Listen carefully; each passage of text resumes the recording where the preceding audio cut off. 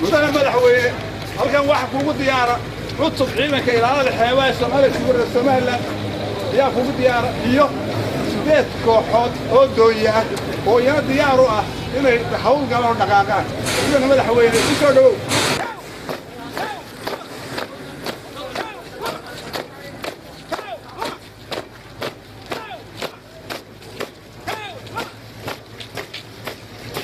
halkaasi ay soo kormeereen dunyo cusub ay xukuumadda Soomaaliland ay soo iibsato loogu talagalay ciidamada ilaalada xeebaha Jamhuuriyadda Soomaaliland inay kaga shaqeeyaan xeebaha kala duwan ee dalkan Jamhuuriyadda Soomaaliland waxaana halkaasi madaxweynaha iyo wafdigiisa warbixin ka siiyay taliyaha ciidanka ilaalada xeebaha Jamhuuriyadda Soomaaliland Sarreeye Guto Axmed Cusmaan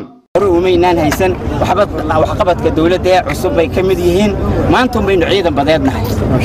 maanta baynu ciidan badeednahay halkan ugu mahadnaqaynaa Allah ku guuleeyo ilaahay markaa ha ku dheereeyo intaas iyo qalabkooda oo ay ilaaliyo ciidanku mas'uuliyad iska saaro waxa had iyo jeer aan in qalabku dayacmo oo inta qaali lagu soo iibiyo daacan waxaanu ballan qaadaynaa in aanu daryeelo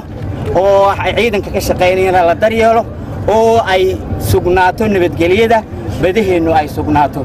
madaxweynaha dalkan Jamhuuriyadda Soomaaliland ayaa si weyn ugu mahadnaqay mas'uuliyiinta gobolka Saaxil iyo horumarka ay ka geysteen hay'adaha kala duwan ee laamaha dawladda waxaana madaxweynuhu rajeynay halkaasi ay ka sii wadaan mashaariicda iyo barnaamijyada ay ku horumarinayaan hay'adaha laamaha dawladda ee magaalada Berbera aad iyo aad baan idinku hambalyeynaa hawsha fiican qabateen ilaahay wax ka baryaa inuu muxuu ahay hawsha ilaahay la qabto aynu kuna guuleysano marka hawsha halka ka sii wada meel fiican waa baranaysaa ilaahay la qabto insha Allah